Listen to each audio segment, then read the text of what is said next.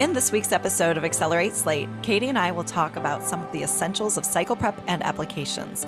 We discuss potential structures for periods and rounds, ways to build and manage your prompts, and how to think about your populations. This episode will give Slate captains some ideas on how they can create more sustainable processes within their instance to make cycle prep a bit more manageable.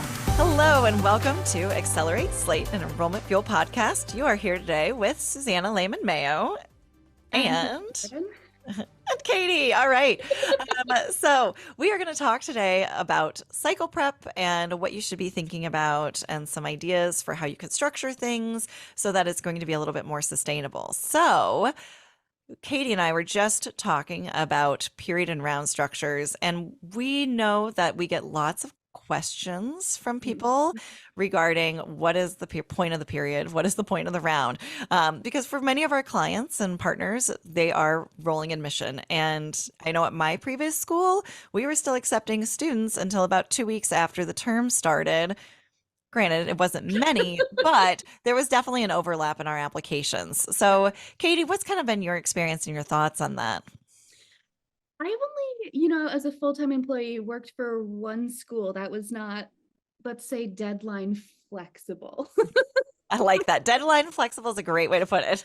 Right, which is, I think, a situation that a lot of schools find themselves in these days, which let's not unpack that right now. Different topic. So I think there's always the big summertime debate, not when you are first launching Slate so much as when you are starting to do your annual maintenance, thinking about when you turn off 1 year application and when you turn on the next year. And I know that one article I refer a lot of people to is the rolling admissions article in Slate. Even if you're not technically rolling, I think it really helps in terms of laying out if you want to carry students forward and allow them in the current, let's just say current period, to apply for a future term, or if you want to activate the new period, enroll the later applying students backwards. Personally, I'm a fan of forwards, but I don't know, it's not usually up to me. I just, sometimes with me, you get a bias. That's okay. I think the thing is we see a lot of different instances and we work with a variety of different schools. But one thing I think that's true for most schools is that when a student goes into the Slate application and has to choose a period right away, and there's 2, 3, 4 options, it could get really confusing for them. And that's even before we get to the round. Right, exactly. So, I'm always a fan of a relatively simplified structure. So when I'm thinking about my periods, I typically only want one period active at a time. Oh, 100%. But as kind of a reflection of that article, one of the things you can think about is really just having one round, whether it's by student type or just one round period, that's open at any given time. And so let's kind of talk through how that works for people then. Yeah, absolutely. So I think, again, every instance is different. Every client is different. Ultimately, whatever works best for you, we're happy with. With that being said,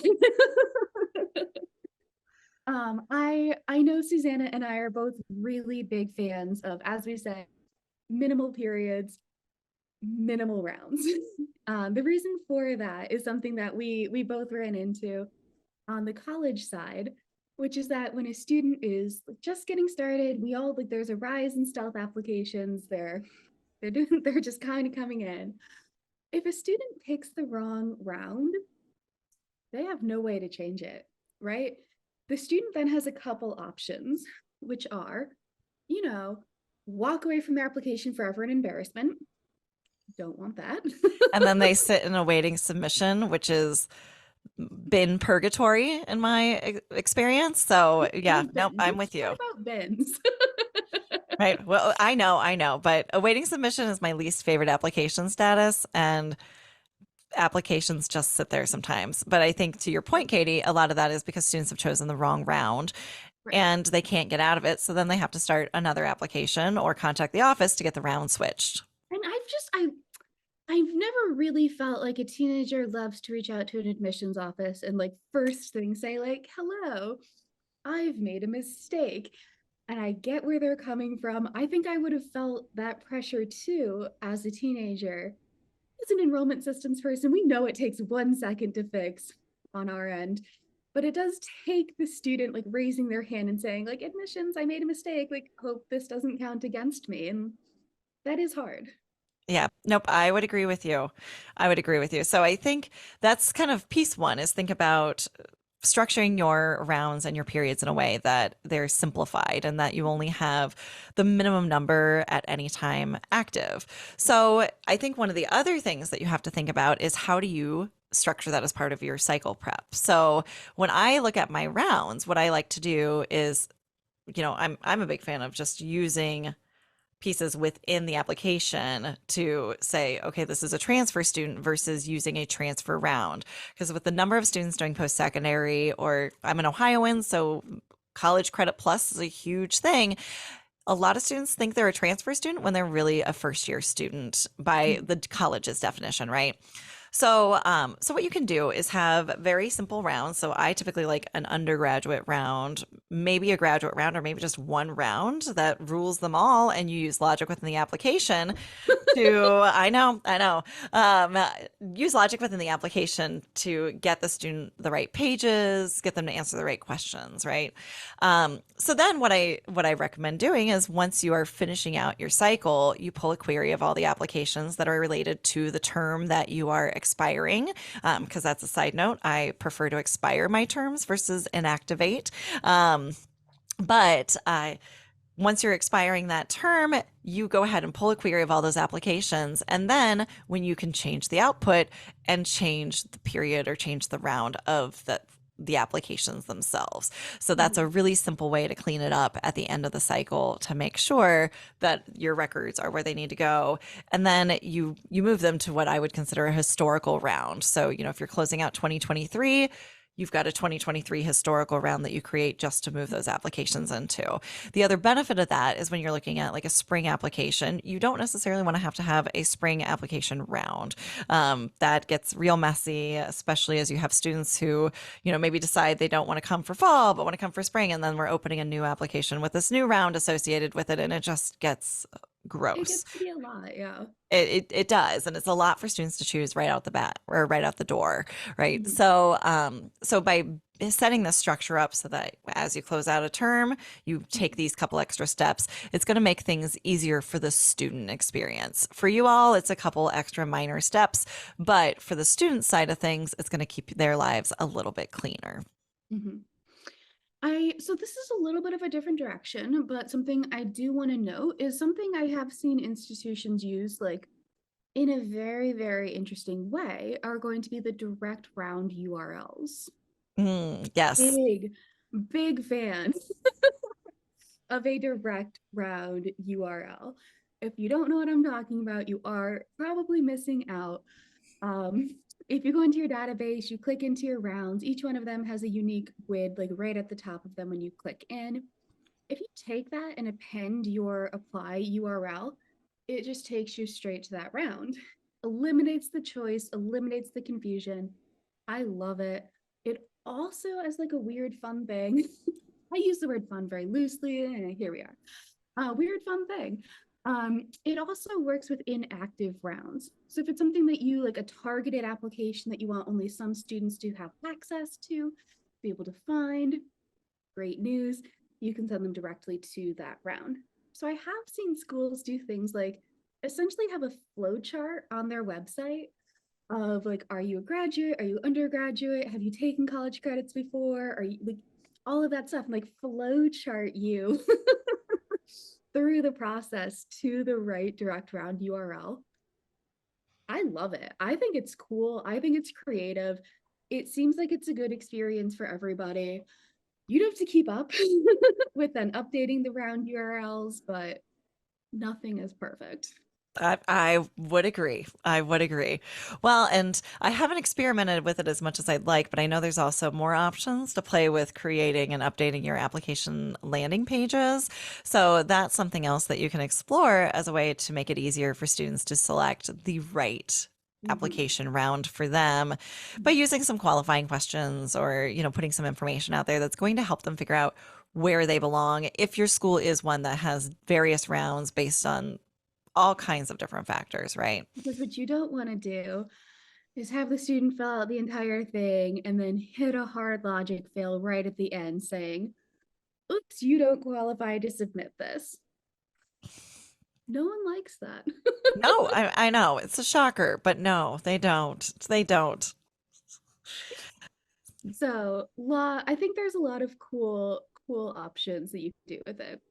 Um, do you want to talk a little bit about round keys and how those can help with the year-over-year maintenance of not only Ah, yes, round keys. Yes, big fan. So, what are you thinking about those, Katie? about, I think I'm going to say that this is just me, but I suspect that this is a Slate experience of you put a lot of projects off to the summer, right? And you're like, I'll build that in the summer. I'll build that in July. I'll be slow. Vacation, other requests, annual maintenance, cycle prep.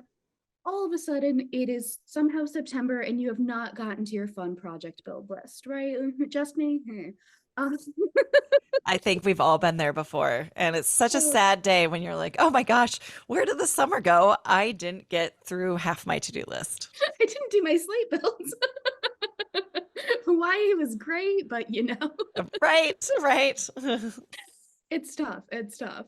So with that, I am a big fan of doing the same round key year over year to really, really help with cycle prep in terms of transitioning like your bin movement rules, even the reports, queries, tons and tons of your builds. If you are relying on things like your filters of application period equals active rather than application period year equals 2023, when it's active, you just have to make sure that you're looking at your active data. When you use the same brown keys year over year, for example, we've been talking some about like having a first year application, using the round key of FY in our infinite creativity. If you retire one and make it FY22 and then use FY again as your current one, you don't need to update your stuff. It'll just keep going on the identical round key. Makes your life better. Absolutely. Yeah. And I will say, Katie, because again, I mentioned earlier that I like to expire my term prompts when the term is ending. And if you've not played with expiring, you can set an expiration date in the future. So if you know you want the term to no longer be active on September 1st, you can have that date set now. And then that key or that prompt is just going to stop working and stop displaying publicly on September 1st. So this is something to kind of be thinking about. But as you build rules, you also have the option to say, and the term is not expired. So that's something that I build into a lot of the rules that I build for potential clients, and it's also what I do in queries as well. So that way I just don't have to do as much maintenance there.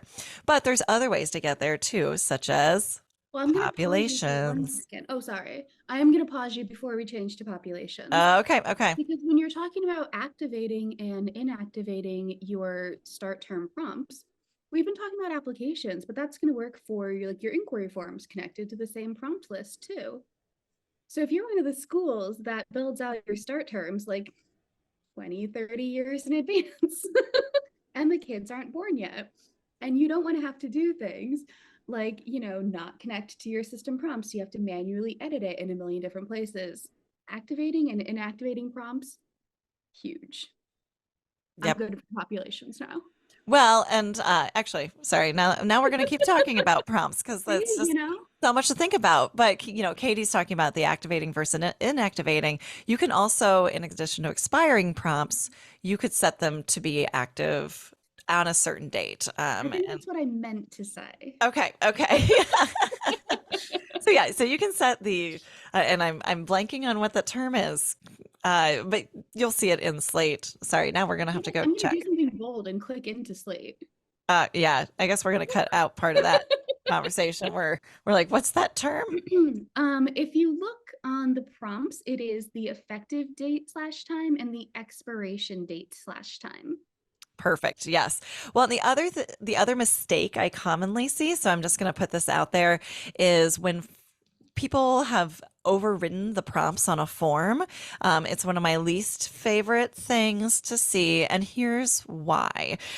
Because that means that when you go through cycle prep, you need to go into that form and actually adjust each form where you've overridden the prompts. So what I do instead when it comes to term prompts is I use the categories and you label future terms as a future category, current as current category, and then past as a past category. And then in the form, when I select my term and have that field set up, I only display by category and can choose which categories I want to have on each form. And what that means is I don't have to go into those forms each year to update it. I just have to maintain my fields and my prompts, which is significantly easier to manage. All right, now I'm done talking about prompts. Sorry. Ugh, I That get was so great. That was so excited. good. What is more exciting than a prompt list, Susanna? I guess we're showing our slate nerdiness again, but that's okay. So let's talk a little bit about populations and population maintenance. And I Let's do know it. Katie is very experienced in this, so I'm going to let her talk a little bit more about what she does and how she sets those up. There's no getting around that. I feel like I get pulled into a lot of conversations about drip campaigns. Um, Big on communicating with people, I guess. Here we are. So I love a good population. um, I know we already talked a little bit about round keys, and how those can really help. You'll still have to do a retroactive refresh after you update your population to like grab future start terms, all of that good stuff. I will give the note of some like one of my favorite builds. A lot of favorite builds. A really cool thing I worked on once was having a recruiting class population, where we did things like, oh, you are planning to start this fall as a first year student and you haven't started an application, drip campaign for you. It worked great. I'll just brag for a second. This is the only build I was ever asked by my office to turn off because it was Oh, getting too many responses. And I was like, is that not the goal? But I wrote a like stock message that was so individually believable that territory managers got too many responses and we had to pause it. oh gosh. Okay. Right. I'm telling you, you can do some good stuff. Bragging aside, um yeah, I mean they're hugely useful in drip campaigns, let's face it. I personally love the little secret of you can go to a student's timeline and check their upcoming messages. I feel like that's always a fun one that's like a little underutilized, so I like to highlight it. With that being said, just a cool tool for territory managers who may not be as involved with the communication side to like see upcoming messages for their student. I would agree. I always feel like territory managers, at least in my previous experience, have been very nervous about over communicating with a student. In which case, I'm like, do you know what I get? Like, I don't know, 3 emails a day from Tom's. I think if you email a student twice in a day, it's not the end of the world, but I know there's this fear about it. So being able to go in and see the campaigns and see the messages that are upcoming is Huge. super helpful. Yeah. And it also gives you kind of like the eyeball counts of how many students are in each bucket, so to speak, which I think is really great. I know you don't love using bins for that. Populations can be kind of a nice compromise. But just getting a quick eyeball of like admitted counts, deposit counts, and being able to immediately communicate with those groups. If you set and forget a drip campaign, you're gonna have an easier time than if you're like, okay, January 1st. I'm sending every message individually. Yeah. And campaigns drive all of that. So So And when you're going through, Katie, and updating a population from year to oh, the original year, question for sure. yeah, well, I'm so my question though is, I've seen schools who have deleted out old population rules, and that causes issues because the student only gets removed from the rule when they don't meet the criteria anymore. So, what are your recommendations and your thoughts for making sure that the students are getting updated as they're supposed to? I mean, I think generally speaking, slate practice is never delete, right? Never delete, archive, inactivate, what have you. Don't delete. Heh. um, so with that being said, I do think drip campaigns and populations, when you are first launching them, can be a higher touch kind of launch, right? Because you need to make sure that the right people are getting the right message at the right time. Certainly, the trick to this is starting from the ground up. You need to first name your population, give it a scope. You need to write the rule to define the population, give it the exact same scope. I've definitely seen that happen where people have said, "Why is no one getting my message? I have the population." And it's like, "Nope, your application it's an application scoped population and you have written a person scoped rule." Mhm. And then make sure the query in the message has the same scope. So 3 scopes need to match. I think that those are the 3 most common places that I'll like initially troubleshoot. And then just to like put out there, this is still not the original question. I'm just gonna keep going. Yeah, Sorry. that's okay. That's okay. We'll get to the original question at some point. Drip campaigns best practice should start on day 1, not on day 0. Just like a small thing, but something I always try to make sure to talk about when I get into populations and campaigns. Because if you have a population drip campaign message set for, let's just say 8 p.m., student joins the population at 10 p.m., they will simply never get that message. Oh, and it's probably an important message. If it's your first message, it's got to be important, right? Big intro, you want it. Um, yep. So definitely making sure that all drip campaigns start on at least day 1. Later, great, fine, 0, dicey. I like What that was the advice. original question? Well, I think one of the things we want to think about is you've got to all the records aren't going to just automatically fall. Well, they will. They'll fall out, but if the file is inactive or if you've turned off the application or are there any things you do to make sure that students get into that population and out of the other population, or do you just kind of trust that Slate will provide a way? And do I you write a new rule or do you just update the old rule for Mhm. each cycle? So I just want you to kind of talk us through what you normally recommend when it comes to those things. So for me, what I tend to do is recycle the rule. Particularly, I think it makes it easier to have year over year the same communications. Because if you write a new population and a new rule, then like, oops, you need a new drip campaign. Right. Right. Hard, but it is time consuming. So usually when I'm thinking about populations, I am thinking about something that will have an end goal to it, right? So we've been using the examples of like a recruiting class, an admitted student population, an applying student population, something where like they have an endpoint where maybe they'll come back as a transfer student, maybe they'll deposit, maybe they simply pick someplace else. So yeah, it happens, right? Sure. So I think about them as part of my summer cycle prep. And then I'll do usually a big retroactive refresh on a lot of records mid-September, just to give students a little bit of a time, give territory managers a little bit of a time, with the traditional August 1 application date. We'll do messaging around that date, but that'll be more delivered than the drip campaign. I tend to give students personally a couple weeks before hitting them with like, hello, how is the application for you? Right. Right.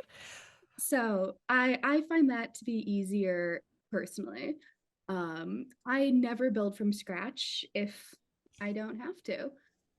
With that being said, I work very, very hard on the initial build, right?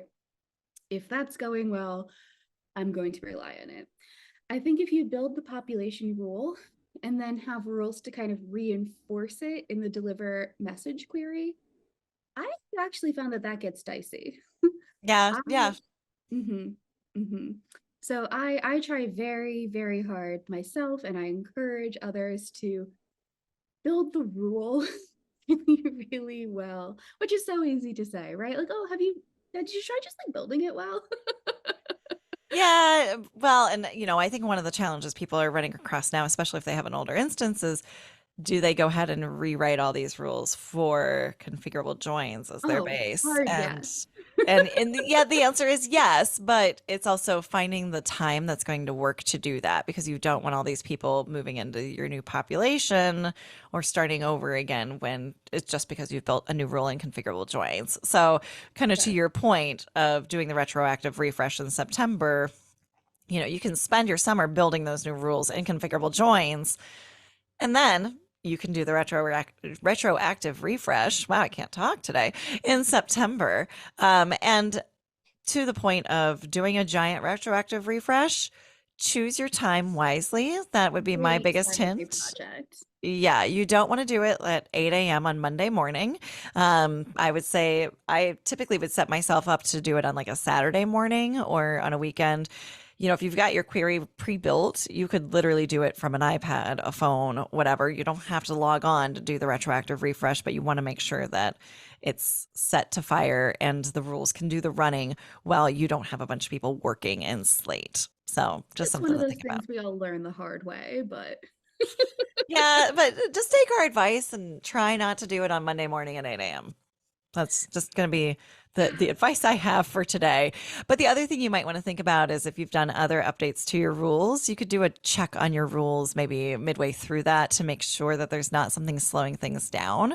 Because in building new rules, you might have built something that's not quite as speedy as you want it to be, and it can error out your rules and slow down all those records getting cleaned up and added to the right populations. and you always can do exclusivity groups on populations too if you really want to hammer in like, oh, you have applied, but now you're admitted. I certainly don't want you to get the push to keep applying.